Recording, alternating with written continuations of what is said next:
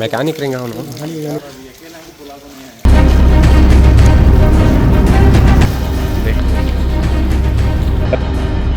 ಶಿವಮೊಗ್ಗ ಮಹಾನಗರ ಪಾಲಿಕೆ ವ್ಯಾಪ್ತಿಯ ಆರ್ಎಂಎಲ್ ಮತ್ತು ವಾದಿಯಹುದ ಇಲಿಯಾಸ್ ಬಡಾವಣೆಗಳಿಗೆ ಮೂಲಭೂತ ಸೌಕರ್ಯ ಕಲ್ಪಿಸಲು ಆಗ್ರಹಿಸಿ ಎಸ್ಡಿಪಿಐ ವತಿಯಿಂದ ಇಂದು ಮಹಾನಗರ ಪಾಲಿಕೆ ಆಯುಕ್ತರಿಗೆ ಮನವಿ ಸಲ್ಲಿಸಲಾಯಿತು.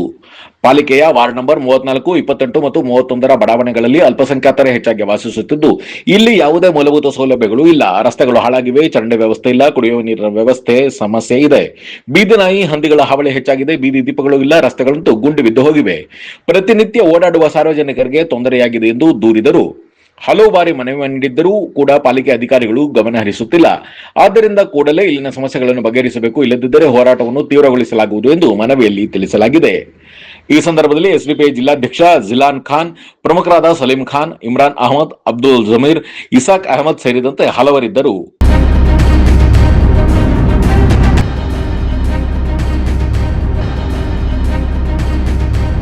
ಬಡಾವಣೆಗಳಲ್ಲಿನ ಅವ್ಯವಸ್ಥೆಗಳ ಬಗ್ಗೆ ಇಮ್ರಾನ್ ಅಹಮದ್ ಮಾತನಾಡಿದ್ದಾರೆ. ಸಣ್ಣ ಬ್ರೇಕ್ ನಂತರ ಇಮ್ರಾನ್ ಅಹಮದ್ ಏನ್ ಹೇಳಿದ್ರು ಕೇಳೋಣ ಬನ್ನಿ.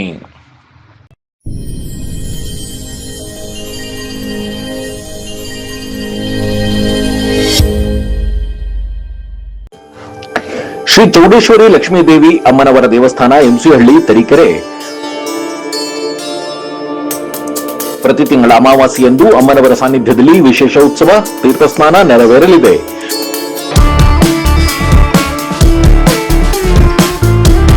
ಭಕ್ತಾದಿಗಳು ಹೆಚ್ಚಿನ ಸಂಖ್ಯೆಯಲ್ಲಿ ಪಾಲ್ಗೊಂಡು ತಾಯಿಯ ಕೃಪೆಗೆ ಪಾತ್ರರಾಗುವಂತೆ ಕೋರಲಾಗಿದೆ. ಹೆಚ್ಚಿನ ಮಾಹಿತಿಗಾಗಿ ಸಂಪರ್ಕಿಸಿ ಶ್ರೀ ರಾಜೇಶ್ ಆಚಾರ್ಯ, ಧರ್ಮದರ್ಶಿಗಳು, ಶ್ರೀ ಚೌಡೇಶ್ವರಿ ಲಕ್ಷ್ಮೀದೇವಿ ಅಮ್ಮನವರ ದೇವಸ್ಥಾನ. ಮೊಬೈಲ್ ಸಂಖ್ಯೆ 9353382226.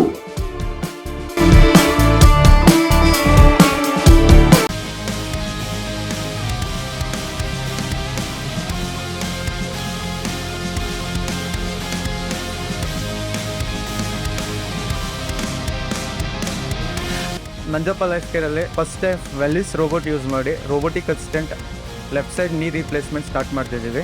ಆ system is directly from USA, imported one.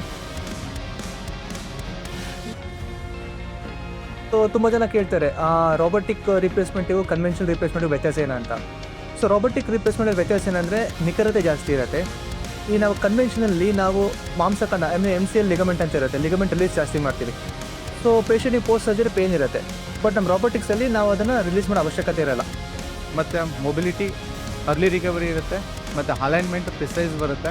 ಇದರಲ್ಲಿ ಡಿಫ್ರೆಂಟ್ ವೇರಿಯೇಷನ್ ಬರುತ್ತೆ. ಒಂದು ಕೈನೆಮ್ಯಾಟಿಕ್ ಅಲೈನ್ಮೆಂಟ್ ಅಂತ ಕರಿತೀವಿ, ಒಂದು ರಿವರ್ಸ್ ಕೈನೆಮ್ಯಾಟಿಕ್ ಅಲೈನ್ಮೆಂಟ್ ಅಂತ ಕರಿತೀವಿ.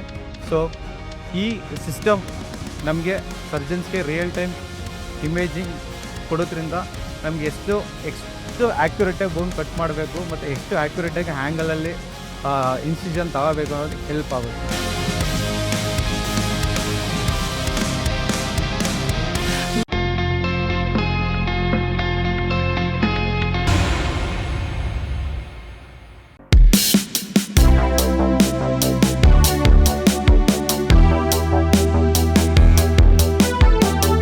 ಶಿವಮೊಗ್ಗ ಮಹಾನಗರ ಪಾಲಿಕೆಯ ವ್ಯಾಪ್ತಿಯಲ್ಲಿ ಬರುವಂತಹ ವಾರ್ಡ್ ನಂಬರ್ 34 ಏನು ಮದಾರಿಪಾಳ್ಯ ವಾರ್ಡ್ ಇದೆ, ಅದರಲ್ಲಿ ಬರುವಂತಹ ವಾದಿಹುದದಲ್ಲಿ ಜನರು ನರಕಯಾತ್ರೆ ಮಾಡ್ತಾ ಇದ್ದಾರೆ. ಯಾಕಂತ ಹೇಳಿದರೆ ಮಳೆಗಾಲದಲ್ಲಿ ಕೆಸರು ಗದ್ದೆ ಆಗುವಂತಹ ರಸ್ತೆಗಳು, ನೀರು ಹೋಗದೆ ರಸ್ತೆ ಮೇಲೆ ಬರುವಂತಹ ಚರಂಡಿ ನೀರಿರ್ಬೋದು, ಮತ್ತು ಕುಡಿಯೋ ನೀರಿನ ವ್ಯವಸ್ಥೆ ಅಲ್ಲಿ ಭಾಳಷ್ಟು ಹದಗೆಟ್ಟಿದೆ.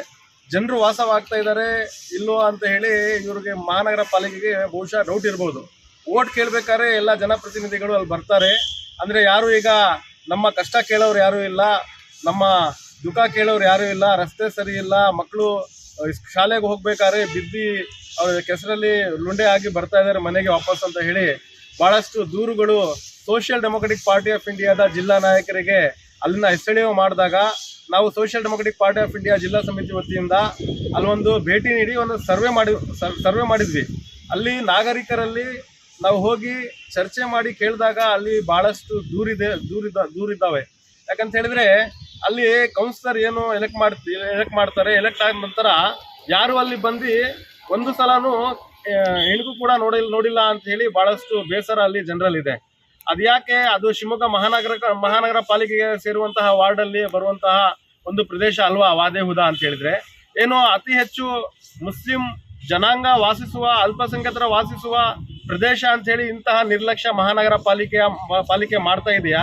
ಇಲ್ಲಿ ಏನಂತ ಹೇಳಿದ್ರೆ, ಇಲ್ಲಿ ಶಿವಮೊಗ್ಗದ 8-9 ವಾರ್ಡು ಬಹಳಷ್ಟು ಅಲ್ಪಸಂಖ್ಯಾತರು ವಾಸವಾಗಿರುವಂತಹ ವಾರ್ಡ್ಗಳಾಗಿದ್ದು, ಇಲ್ಲಿ ಬಹಳಷ್ಟು ಮಹಾನಗರ ಪಾಲಿಕೆಯ ನಿರ್ಲಕ್ಷ್ಯಗಳು ಮತ್ತೆ ಹಗರಣಗಳು ಇಲ್ಲಿ ಎದ್ದು ಕಾಣ್ತಾ ಇದೆ.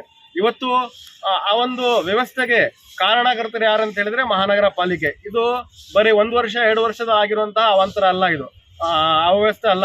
ಇದು 2 ಬಾರಿ ಕಾರ್ಪೊರೇಷನ್ ಅಲ್ಲಿ ಕಾರ್ಪೊರೇಟರ್ಸ್ಗಳಾಗಿ ಎಲೆಕ್ಟ್ ಆದ್ರೂ ಕೂಡ 10 ವರ್ಷದಲ್ಲಿ, 12 ವರ್ಷದಲ್ಲಿ, 13 ವರ್ಷದಲ್ಲಿ ನಿಮ್ಮಿಂದ ಒಂದು ರೋಡ್ ನಿರೀಕ್ಷೆ ಮಾಡಲಿಕ್ಕೆ ಜನರಿಂದ ಸಾಧ್ಯ ಆಗ್ತಾ ಇಲ್ಲ ಅಂತ ಹೇಳಿದ್ರೆ, ಮತ್ತೆ ಯಾಕಿದ್ದೀರಾ ನೀವು ಕತ್ತೆ ಕಾಯಕ್ಕೆ ಹೋಗಿ ಅತ್ಲಾಗೆ ಅಲ್ಲಿ ಹೋಗಿ ನೋಡಿ ಹೆಂಗಾಗ್ತಾ ಇದೆ ಅಂತ ಹೇಳಿ. ಅಲ್ಲಿ ಜನರು ವಾಸವಾಗ್ತಿದ್ದೀರಾ ಅಂತ ಹೇಳಿ ನಿಮಗೆ ಒಂದು ಡೌಟ್ ಇದ್ರೆ ಒಂದ್ಸಲ ಹೋಗಿ ಅಲ್ಲಿ ನೋಡಾದ್ರೂ ಬನ್ನಿ. ಅಲ್ಲಿನ ಸ್ಥಳೀಯರು ನಿಮಗೆ ಕಾಲ್ ಮಾಡಿದಾಗ ನೀವು ಫೋನನ್ನು ಕಟ್ ಮಾಡ್ತೀರಾ, ಇದು ಅಂತ ಹೇಳಿ ಬಹಳಷ್ಟು ಅಲ್ಲಿ ನಮಗೆ ದೂರ ಬಂತು. ಅದೆಲ್ಲ ನಾವು ಹೇಳಲ್ಲ. ನಿಮ್ಮ ಕರ್ತವ್ಯ ಏನು, ಮೂಲಭೂತ ಸೌಕರ್ಯ ಪ್ರತಿಯೊಬ್ಬ ಪ್ರಜೆಗೆ ನೀಡಬೇಕಾದಂತಹ ಅವಶ್ಯಕತೆ ಇದೆ. ನೀವು ಅದನ್ನು ಪೂರೈಸಬೇಕಂತ ಜವಾಬ್ದಾರಿ ಹೊತ್ತಿದ್ದೀರಾ.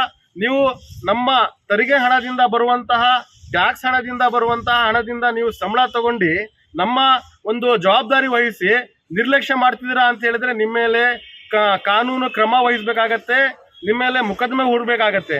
ಇಂಥ ಒಂದು ಪರಿಸ್ಥಿತಿಯಲ್ಲಿ ಶಿವಮೊಗ್ಗ ಮಹಾನಗರ ಪಾಲಿಕೆಯ ಕೆಲವೊಂದು ವಾರ್ಡ್ಗಳಲ್ಲಾಗಿದೆ. ವಾರ್ಡ್ ನಂಬರ್ 28 ಆಗಿರುವಂತಹ RML ಅಲ್ಲೂ ಕೂಡ ಇದೇ ರೀತಿ ರಸ್ತೆಗಳು ಕೆಸರು ಗದ್ದೆ ಆಗಿದೆ. ಅಲ್ಲಿ ನೆಟ್ಟಿ ಮಾಡಿದ್ರೆ ಆರಾಮಾಗಿ ಒಂದು ಫಸಲು ತೆಗಿಬಹುದು. ಅಂತಹ ಒಂದು ಪರಿಸ್ಥಿತಿಯಲ್ಲಿ ಒಂದು ಮಹಾನಗರ ಪಾಲಿಕೆಯ ಒಂದು ವಾರ್ಡ್ಗಳು ಇದೆ. ಹಾಗಾಗಿ ತಾವುಗಳು ತಕ್ಷಣ ತಮ್ಮ ಏನು ಆಯಾ ವಾರ್ಡ್ಗಳ ಹೆಲ್ತ್ ಇನ್ಸ್ಪೆಕ್ಟರ್ಸ್ಗಳಿದ್ದಾವೆ, ಮತ್ತೆ ಯಾರು ಇಂಜಿನಿಯರ್ಸ್ ಇದ್ದಾವೆ, ಕರೆಕ್ಟಾಗಿ ಕ್ಲಾಸ್ ತಗೊಂಡು ಅಲ್ಲಿ ಆದಷ್ಟು ಬೇಗ ಮೂಲಭೂತ ಸೌಕರ್ಯ ಒದಗಿಸುವಂತಹ ಕೆಲಸ ಆಗಬೇಕು. ಇಲ್ಲ ಅಂತ ಹೇಳಿದ್ರೆ social democratic party of India ಅಲ್ಲಿನ ಸ್ಥಳೀಯರನ್ನು ಸೇರಿಸಿ ಒಳ್ಳೆಯ ಒಂದು ನಿಮ್ಮ ವಿರುದ್ಧ, ನಿಮ್ಮದೇ ಮಹಾನಗರ ಪಾಲಿಕೆ ಆವರಣದಲ್ಲಿ ನಿಮ್ಮದೇ ವಿರುದ್ಧ ಧಿಕ್ಕಾರ ಕೂಗಿಕೊಂಡು ಒಂದು ನಿಮ್ಮ ಮೇಲೆ ಒಂದು ಪ್ರತಿಭಟನೆ ಮಾಡಲಿಕ್ಕೆ social democratic party of India ತಯಾರಿ ಮಾಡುತ್ತೆ. ನಿಮ್ಮ ಮೇಲೆ ಒಂದು ನಿರೀಕ್ಷೆ ಇದೆ. ಏನಂತ ಹೇಳಿದ್ರೆ, ನೀವು ತಕ್ಷಣ ನಮ್ಮ ಈ ಒಂದು ಮನವಿಗೆ ಸ್ಪಂದಿಸಿ ಅಲ್ಲಿರುವಂತಹ ವಾರ್ಡ್ಗಳಲ್ಲಿ ಹೋಗಿ ಸರ್ವೆ ಮಾಡಿ ಅಲ್ಲಿ ಮೂಲಭೂತ ಸೌಕರ್ಯ ಒದಗಿಸ್ತೀರಾ ಅಂಥೇಳಿ ಇವತ್ತು ನಾವೇನು ಮನವಿ ಕೊಡಕ್ಕೆ ಬಂದಿದ್ದೀವಿ. ಇವತ್ತು ಕೂಡ ಮಹಾನಗರ ಪಾಲಿಕೆ ಆಯುಕ್ತರು ಇಲ್ಲ. ಮೊನ್ನೆನೂ ನಾವು ಬಂದಾಗ ಮಹಾನಗರ ಪಾಲಿಕೆ ಆಯುಕ್ತರು ಇರಲಿಲ್ಲ. ಏನಿದು ಅವ್ಯವಸ್ಥೆ ಅಂತ ಹೇಳಿ ಗೊತ್ತಾಗ್ತಾ ಇಲ್ಲ. ತಾವುಗಳು ಇವತ್ತು ಮಹಾನಗರ ಪಾಲಿಕೆ ಆಯುಕ್ತರು ಏನಿದ್ದಾರೆ ಅವರೇ ಎಲ್ರಿಗೂ ಸುಪ್ರೀಂ. ಯಾಕಂತ ಹೇಳಿದ್ರೆ ಇಲ್ಲಿ ಮೇಯರ್ ಇಲ್ಲ, ಉಪಮೇಯರ್ ಇಲ್ಲ, ಕೌನ್ಸಿಲರ್ಗಳಿಲ್ಲ, ಕಾರ್ಪೊರೇಟರ್ಸ್ಗಳಿಲ್ಲ. ಎಲ್ಲ ಇಡೀ ಶಿವಮೊಗ್ಗ ಮಹಾನಗರ ಅನಾಥ ಆಗಿ ಒಂದು ಜೀವಿಸ್ತಾ ಇದೆ ಅಂತ ಹೇಳಿ ನಮಗೆ ಭಾವಿಸ್ತಾ ಇದೆ. ಹಾಗಾಗಿ ತಾವುಗಳು ತಕ್ಷಣವೇ ಹೋಗಿ ಅಲ್ಲಿ ಮೂಲಭೂತ ಸೌಕರ್ಯ ಒದಗಿಸಬೇಕಂತಾಗಿ social democratic party of India ಆಗ್ರಹಿಸುತ್ತದೆ.